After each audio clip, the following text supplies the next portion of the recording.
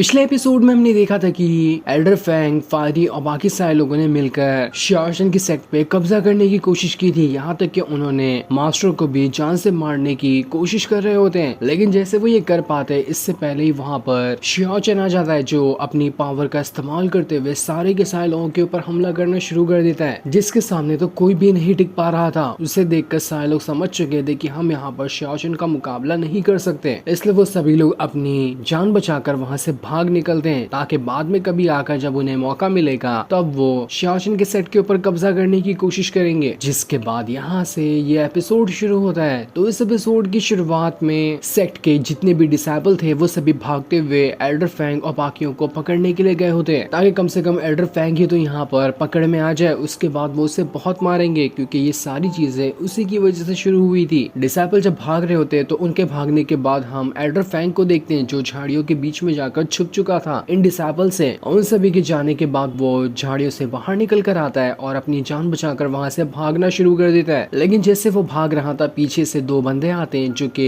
Elder Fang के ही साथी थे। वो उससे कह रहे थे, मास्टर इधर आओ, हमें यहाँ से रास्ता मिला है भागने का, तो हम इसी तरफ से भागते हैं। ये सुनकर एल्डर फैंग भी उनके पीछे चला जाता है, ताकि वो सारे के सारे लोग यहाँ से अपनी जान बचाकर भाग निकले। लेकिन जैसे जैसे वो आगे बढ़ रहा था, एल्डर फैंग को लग रहा होता है कि मुझे नहीं लगता कि जो रास्ते पे मुझे ये दोनों ले जा रहे हैं वो इस जंगल से बाहर जाता होगा। ऐसा लग रहा है कि ये दोनों ना मुझे गलत रास्ते पे ले जाकर जंगल में ही फंसा कर रखना चाहते हैं। वो दोनों डिसाइबल एल्डर फैंग से कहते हैं, मास्टर आप क्या कह रहे हो, जल्दी चलो ना, हम यहाँ से बाहर निकलना चाहते हैं ना, तो आपको जल्दी करना होगा। लेकिन एल्डर फैंग उसे कहता है, देख साफ साफ मुझे बता कि ये रास्ता ना यहाँ से बाहर जाता है या नहीं जाता है। अगर तूने मुझसे गद्दारी करने की कोशिश की ना तो यहीं पे मैं तेरी जान ले लूंगा। ये सुनकर वो दोनों डिसाइबल कहते हैं, अरे आप तो जल्दी हमारा प्लान समझ गए। हमारा प्लान तो ये था कि हम यहाँ पर आपको ना सेक्ट के हवाले कर देंगे, इसके बदले तो वो लोग हमारी जान बख्श देने ही वाले हैं। हम दोनों अपनी जान के लिए आपकी जान का सौदा लगाना चाहते थे। जो सुनकर तो एल्डर फैंग के गुस्से का ठिकाना नहीं रहता। वो डिसाइड कर लेता है कि अब तो मैं यहाँ पर इन दोनों का गेम बजा कर ही रहूंगा। इसलिए वो वहाँ पर अपनी पावर का इस्तेमाल करता है और एक डिसाइबल के मुंह को इतना जोर से दबाता है कि उसका मुंह ही वहाँ पर फट चुका था। उसके बाद वो दूसरे वाले डिसाइबल की भी वहाँ पर जान ले लेता है, और उनकी जान लेने के बाद वो कह रहा होता है, मुझसे गद्दारी करने का अंजाम तो यहाँ पर ये होगा ही। जिसके बाद एल्डर फैंग वहाँ से आगे बढ़ना शुरू कर दिया, ताकि खुद के दम पे ही वो इस जंगल से बाहर निकल सके। वो काफी देर तक के बस आगे बढ़ते जा रहा था, लेकिन जैसे वो आगे बढ़ रहा होता है ना, उसे वहाँ पर एक बंदा दिखाई देता है। नजदीक जाने पर उसे पता चलता है कि ये तो शियाओशन है। शियाओशन यहाँ पर स्काई लॉर्ड वाला ही मास्क पहना हुआ था, जो नकली वाला होता है। वो एल्डर फैंग को देखकर कहता है, अरे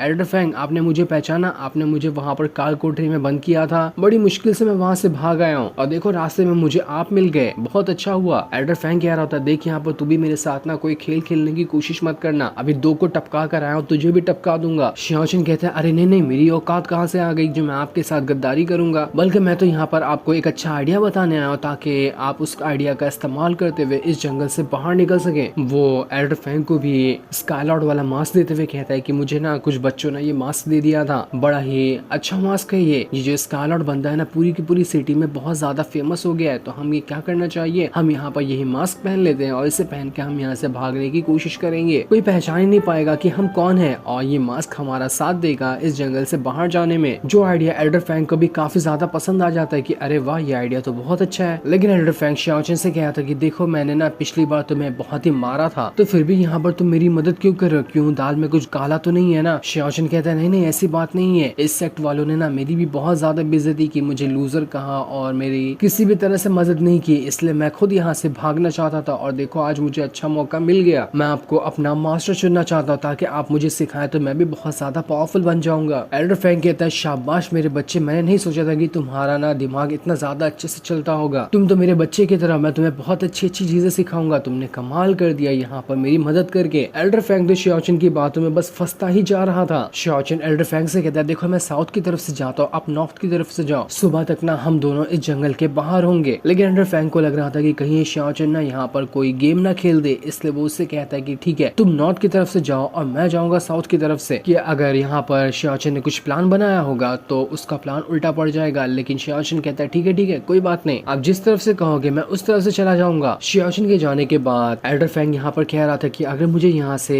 इस जंगल से जिंदा बचकर बाहर निकलना है ना, तो मुझे स्काई लॉर्ड की तरह एक्टिंग करनी पड़ेगी, उसका मास्क पहने बगैर तो मैं यहाँ से नहीं जा सकता। क्या करूँ, कौन से दिन आ गए जब मुझे बचने के लिए भी ना अपने दुश्मन के तरीके का ही इस्तेमाल करना पड़ रहा होता है, लेकिन एल्डर फैंग की खोटी किस्मत वहाँ पर वही बहन आ जाती है जिसकी भाई जो है वो हीवन के अंदर बैठा हुआ है और उसी ने सबको टारगेट दिया था शाओजन को मारने का। उस बंदे की सिस्टर जो होती है यहाँ पर आने के बाद वो एल्डर फैंग को शाओजन कहते हुए कह रही थी कि मुझे पता है कि तुम ना शाओजन ही हो, स्काई लॉर्ड वाले, मैं यह मास्क ना पहचानती हूँ। पिछली बार तो तुमने मेरी और मेरे भाई की बेइज्जती करके हमें भगा दिया था, लेकिन इस बार नहीं, इस बार मैं हीवन की गॉड से परमिशन लेकर आई हूँ ताकि मैं यहाँ पर तुम्हारी जान ले सकूं। आज कुछ भी ना क्यों ना हो जाए, आज तुम्हारा मरना यहाँ पर तय है, मैं अपने हाथों से तुम्हारी जान लूंगी, इस बार तुम बचकर कहीं नहीं जा सकते। एल्डर फैंग के पसीने छूट चुके थे कि बाप रे, यहाँ पर मैंने ना स्काई लॉर्ड बनकर बहुत बड़ी गलती कर दी, ये कौन सा स्काई लॉर्ड का दुश्मन आ चुका है मेरा बैंड बजाने के लिए। सिस्टर वहाँ पर अपनी पावर का इस्तेमाल करते हुए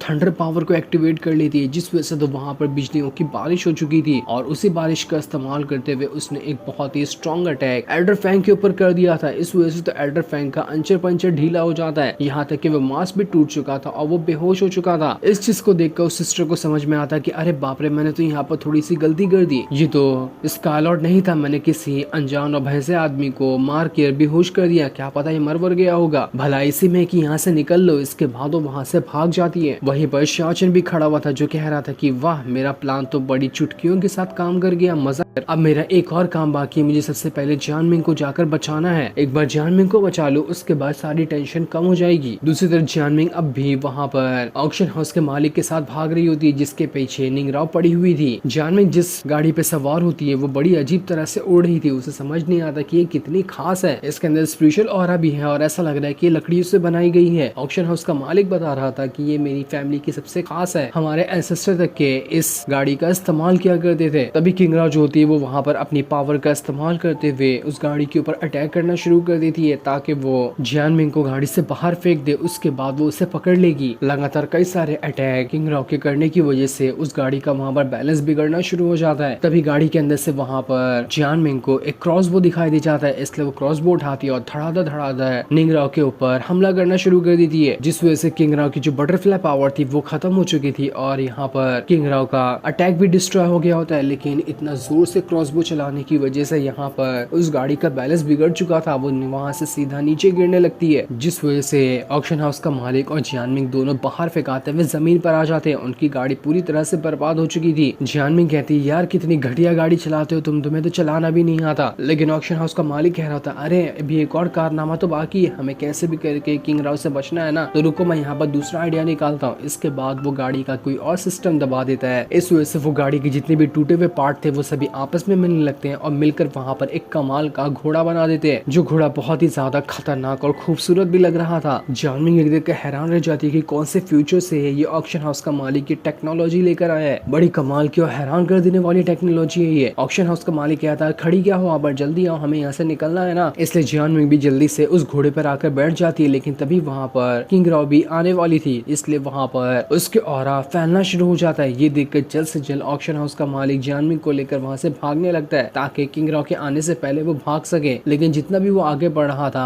किंगराव ने जगह जगह पर पेड़ को तोड़ के रखा हुआ था, इस वजह से पेड़ वगैरह उसका रास्ता रोक रहे होते हैं। लेकिन ऑक्शन हाउस का मालिक अपने घोड़े का बूस्ट बटन दबाते हुए अपने घोड़े की स्पीड को बढ़ा देता है। लेकिन जैसे उसने स्पीड बढ़ाया था, किंगराव वहाँ पर आकर अपने कई सारे क्लोन बना लेती है और उसके बाद वो ऑक्शन हाउस के मालिक से कहती है आखिर तुम यहाँ पर जियानमिंग को प्रोटेक्ट क्यों कर रहे हो, क्या तुम्हारी कोई लगती है क्या ये। लेकिन ऑक्शन हाउस का मालिक कहता है मुझे तो पैसे से मतलब है, शाओजन ने मुझे पैसे दिए इसलिए मैं इससे प्रोटेक्ट कर रहा हूँ, इसलिए आप फटफट से मेरा रास्ता खाली करो। निंगराव कह रही होती है अच्छा तुम बहुत बड़े बिजनेसमैन हो ना, तो तुम्हें क्या लगता है कि पैसा ज्यादा कीमती होगा या जान ज्यादा कीमती होगी, तुम यहाँ पर अपनी जान को सिलेक्ट करोगे या फिर पैसे को सिलेक्ट करोगे। मेरे ख्याल से ना लगता है तुम्हें पैसा ही सिलेक्ट करना चाहिए। इसके बाद वो उसके ऊपर भी हमला करने की कोशिश कर दी है। इस वजह से अब जियानमिंग और ऑक्शन हाउस का मालिक भी किंगराव से फाइट करना शुरू कर देते हैं। वो लोग दो थे और अकेले यहाँ पर किंगराव का मुकाबला कर रहे होते, लेकिन फिर भी किंगराव जो थी वो ज्यादा स्ट्रॉन्ग लग रही थी। लेकिन जैसे वो वहाँ पर उसके ऊपर हमला करने वाली थी, वहाँ पर वही लड़की आ जाती है जिसे ऑक्शन हाउस के अंदर कैद करके रखा गया था। वो बीस्ट गर्ल यहाँ पर आने के बाद किंगराव के ऊपर हमला करना शुरू कर देती है, लेकिन फिर भी कोई फायदा नहीं हो रहा था। ऑक्शन हाउस का मालिक उस बीस्ट गर्ल को देखकर हैरान रह जाते कि अरे वाह, ये तो खुद को बीस्ट में भी ट्रांसफॉर्म कर सकती है, बड़ी कमाल की और खतरनाक टेक्निक है इसके पास। लेकिन फिर भी क्या फायदा, हमें नहीं लगता कि हम तीनों मिलकर यहाँ पर किंगराव को हरा सकते हैं, क्योंकि किंगराव बहुत ज्यादा स्ट्रॉन्ग है। किंगराव कहती है हाँ बिल्कुल सही कहा तुमने, तुम तीनों भी यहाँ पर एक साथ क्यों ना आ जाओ, तुम लोग मेरे अपोनेंट हो ही नहीं, हम तुम तीनों का आसानी के साथ गेम बचा देंगे। करेंगे, देखना चाहते हो कि मैं कैसे तुम लोगों को मारती हूँ तो देखो। जिसके बाद किंग राव ने अपने बहुत सारे क्लोन को बनाते हुए सारे के सारे क्लोन को उन तीनों की तरफ भेज दिया था। इस वजह से वो लोग कंफ्यूज हो जाते हैं कि असली कौन है और नकली कौन है, लेकिन बीस्ट गर्ल ने असली किंग राव को पकड़ लिया था। इस वजह से उसका क्लोन भी गायब हो जाता है। यही मौका देखकर ऑक्शन हाउस का मालिक जो होता है अपने घोड़े को लेकर आता है और जियानमिंग से कहता है देखो जब तक बीस्ट गर्ल ना किंग राव से फाइट करिए तब तक हम यहाँ से निकल लेते हैं। लेकिन जियानमिंग कहती है नहीं मैं नहीं चाहूंगी, जब तक मेरी दोस्त यहाँ पर है मैं उसकी मदद करूंगी, तुम्हें जाना है तो तुम जा सकते हो। इसके बाद जियानमिंग ने फिर से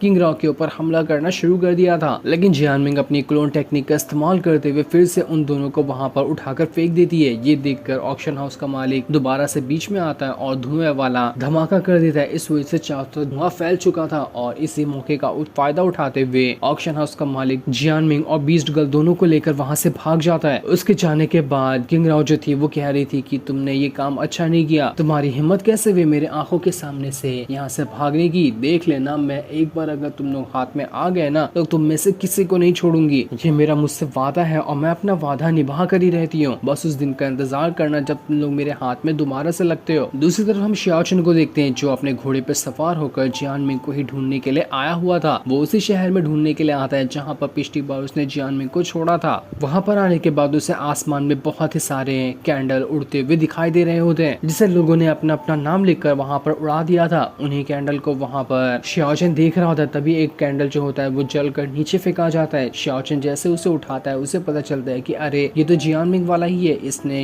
उस कैंडल को उठाकर फेंका था जो जलने के बाद यहाँ आकर गिर गया है। वो जियानमिंग से कहता है जियानमिंग मैं आ रहा हूँ तुम्हें बचाने के लिए, तुम चाहे कहीं पे भी क्यों न चली गई हो मैं तुम्हें बचा कर ही रहूंगा। इसके बाद वो फिर से शहर के अंदर आने के बाद जियानमिंग को ढूंढ रहा होता है, लेकिन उसे वहाँ पर कोई नहीं मिलता। वहीं पर यंग मास्टर भी मौजूद था। शियाओचन जैसे उसे देखता है वो उससे पूछता है जियानमिंग कहाँ है, इसलिए यंग मास्टर उसे सारी बात बता देता है कि यहाँ पर क्या हुआ और कैसे किंग राव उसके हाथों से छुड़ाकर जियानमिंग को ले गई। जो सुनकर शियाओचन एकदम ज्यादा गुस्सा हो चुका था कि अब तो मैं किंग राव को नहीं छोड़ने वाला। दूसरी तरफ ऑक्शन हाउस का मालिक बीस्ट गर्ल और जियानमिंग दोनों को अपने घोड़े पे बिठाकर वहाँ से जंगल से भाग रहा होता है ताकि जल्द से जल्द वो इस जंगल को पार कर सके, वरना किंग राव फिर से यहाँ पर आ जाएगी। उन्हें काफी ज्यादा डर लग रहा था कि अगर इस बार किंग राव आई ना तो वो उन्हें नहीं छोड़ेगी क्योंकि वो बहुत ज्यादा गुस्सा हो चुकी है। लेकिन उनका डर यहाँ पर सच में बदल जाता है क्योंकि सामने एक ऑरा का भवंडर बना था जो ऑरा किसी और का नहीं बल्कि किंग राव का ही था। उसने यहाँ पर इन लोगों को देख लिया था तो अपने पावर का भवंडर बनाकर इनकी तरफ ही भेज दिया होता है। लेकिन ऑक्शन हाउस का मालिक कहता है देखो घबराने की जरूरत नहीं है, यहाँ पर न सिर्फ ऑरा है, यहाँ पर किंग राव नहीं है, वो खाली इल्यूजन क्रिएट करती है ताकि लोगों के दिमाग को ना बहका सके, इसलिए हमें सीधा सीधा इस ऑरा से ही बाहर निकलना पड़ेगा, यहाँ पर कुछ नहीं होगा, हमें मेरी बात पे भरोसा रखो और हिम्मत रखो। इसके बाद तो ऑक्शन हाउस का मालिक सीधा ऑरा के अंदर से ही अपने घोड़े को भगा देता है। आगे आने पर भी कई सारे वहाँ पर ऑरा के भवंडर बने हुए थे जो सारे के सारे भवंडर यहाँ पर उसका रास्ता रोक रहे होते, लेकिन ऑक्शन हाउस का मालिक अपने घोड़े को चलाते हुए सभी भवंडर को क्रॉस करते जा रहा था। उसे पता चल चुका था कि ये सब असली नहीं बल्कि एक नकली है और एक छलावा है जो किंग राव से दिखाना चाह रही है, लेकिन वो उसमें फंसना नहीं चाहता है। तभी जैसे वो लोग आगे बढ़ रहे होते ना उन्हें यहाँ पर शियाओचन की आवाज सुनाई दे रही होती है। ये सुनकर वो लोग हैरान रह जाते हैं कि क्या सच में शियाओचन यहाँ पर आ चुका है। ऑक्शन हाउस का मालिक कहता है देखो मुझे यहाँ पर नहीं लगता कि शियाओचन आया होगा, ये जरूर किंग राव का ही काम होगा जो हमें बहलाकर अपने पास बुलाना चाहती है, तो इस आवाज को बिल्कुल इग्नोर करो। अगर शियाओचन यहाँ पर सच में आया होगा ना तो वो ढूंढता हुआ हमें यहाँ पर आ ही जाएगा, हमें जाने की जरूरत नहीं है, वरना पक्का ये किंग राव की चाल होगी जो हमें पकड़ लेगी। अब वहाँ पर उन्हें सिर्फ आवाज ही नहीं बल्कि जियानमिंग को शियाओचन भी दिखाई देने लगता है जो एक झाड़ी के पीछे एकदम घायल होकर पड़ा हुआ था। वो जियानमिंग से कहता है देखो मैंने यहाँ पर अपनी जान पे खेलकर तुम्हें बचाया था, लेकिन तुम तो मुझे ऐसे छोड़कर जा रही हो, आखिर तुमने ऐसा क्यों किया, मैंने क्या बिगाड़ा था तुम्हारा जो तुम मुझे छोड़कर जा रही हो, तुम मेरी मदद करने भी नहीं आ रही, देखो मैं कितना घायल हूँ। लेकिन ऑक्शन हाउस का मालिक जियानमिंग से कह रहा था कुछ भी क्यों ना हो जाए यहाँ से उतरने की कोशिश मत करना, नहीं इन सब चीजों पे ध्यान देना वरना तुम बुरी फंस जाओगी। ऑक्शन हाउस का मालिक अपने घोड़े की और ज्यादा स्पीड को बढ़ाते हुए जल्द से जल्द यहाँ से भागने की कोशिश करता है ताकि जियानमिंग को इल्यूजन से बाहर निकाल सके। और जैसे वो लोग यहाँ पर इल्यूजन से बाहर आए थे सब कुछ नॉर्मल हो जाता है क्योंकि असल में वहाँ पर शियाओचन था ही नहीं, ये जो ऑरा फैला हुआ था उसी ने इल्यूजन क्रिएट किया जिस वजह से जियानमिंग को लगा कि वहाँ पर शियाओचन आ चुका है, जबकि वहाँ पर कोई भी नहीं आया था। लेकिन जब ऑक्शन हाउस का मालिक अपने पीछे देखता है तो वहाँ पर जियानमिंग होती ही नहीं क्योंकि जियानमिंग को सच में लग गया था कि जंगल में ही शियाओचन छूट गया है, इसलिए वो उसे बचाने के लिए वहीं पर कूद गई थी। वो उसी जंगल में शियाओचन को ढूंढते हुए कह रही होती शियाओचन कहाँ चले गए तुम, मैं आ गई हूँ तुम्हें बचाने के लिए, जल्दी से आ जाओ। वो जैसे ही आगे बढ़ रही थी उसे एक जगह पर किंग राव दिखाई देती है जो शियाओशन को यहाँ पर मार मार के उसकी हालत खराब कर चुकी थी। वो जोर जोर से चिल्लाते हुए कह रही होती है, जियानमिंग मुझे पता है कि तुम आस पास ही कहीं हो, जरा तुम यहाँ पर शियाओशन की हालत देख रही हो, मैंने इसे मार मार कर ना कुत्ता बना दिया है, मैं यहाँ पर इसे और ज्यादा मारूंगी जब तक कि तुम यहाँ पर आती नहीं, और यहाँ पर अगर तुम जल्दी नहीं आई ना तो मैं यहाँ पर इसकी जान तक ले लूंगी। तो फैसला तुम्हारा है, तुम यहाँ पर शियाओशन को बचाना चाहती हो या फिर इसे तड़प तड़प कर मरते हुए देखना चाहती हो, जैसा तुम्हारी मर्जी होगी वैसा ही होगा। इस चीज को सुनकर जियानमिंग जैसे ही किंग राव के पास जाने वाली होती है, सही टाइम पर ऑक्शन हाउस का मालिक आकर जियानमिंग को रोक लेता है। वो उससे कहता है, तुम पागल हो गई हो क्या? मैंने तुम्हें कितनी बार समझाया कि ये इल्यूजन है, किंग राव ने इसे क्रिएट किया है, इस पे ध्यान मत देना, यहाँ पर शियाओशन है ही नहीं। किंग राव वहाँ पर आवाज लगाते हुए कह रही होती है, तुम ये मत सोचना जियानमिंग कि ये इल्यूजन है, ये इल्यूजन बिल्कुल भी नहीं है, ये बिल्कुल सच्चाई है, और देखो मैं यहाँ पर शियाओशन को कितना मार रही हूँ, अगर तुम जल्दी नहीं आए तो यहाँ पर शियाओशन मर ही जाएगा, जल्दी करो मेरे पास टाइम नहीं है। वो इल्यूजन वाला जो शियाओशन था मार खा कर घर एकदम खतरनाक तरीके से घायल हो गया होता है। वो वहाँ पर रोते हुए कहता है कि जियानमिंग तुमने मेरे साथ ऐसा क्यों किया, मैंने अपनी जान लगा दी तुम्हें बचाने के लिए, लेकिन फिर भी तुम मुझे छोड़कर भाग गई, मुझसे बहुत बड़ी गलती हुई जो मैंने तुम्हारे पर भरोसा किया, मुझे तुम्हारे पर भरोसा करना चाहिए ही नहीं था, मुझे नहीं पता क्या था कि तुम इस तरह से मुझे छोड़कर भाग जाओगी। जियानमिंग इतना तरीके से उस इल्यूजन में फंस चुकी थी कि वो अब सीधा ऑक्शन हाउस के मालिक के ऊपर ही हमला करते हुए अपना हाथ छुड़ाने की कोशिश करती है ताकि वो शियाओशन को जाकर बचा सके। वो कहती है, अगर ये यहाँ पर इल्यूजन नहीं हुआ तो शियाओशन यहाँ पर मर जाएगा, अगर यहाँ पर 1% भी चांस है ना कि अगर वो असली शियाओशन है तो मैं उसे जाऊंगी बचाने के लिए, चाहे यहाँ पर मेरी जान क्यों ना खत्म हो जाए। जिसके बाद वो अपने वेपन का इस्तेमाल करते हुए सीधा किंग राव के सामने आ जाती है और उसके ऊपर हमला शुरू कर देती है। वो पूरी तरह से किंग राव के इल्यूजन में फंस चुकी थी, लेकिन जैसे वो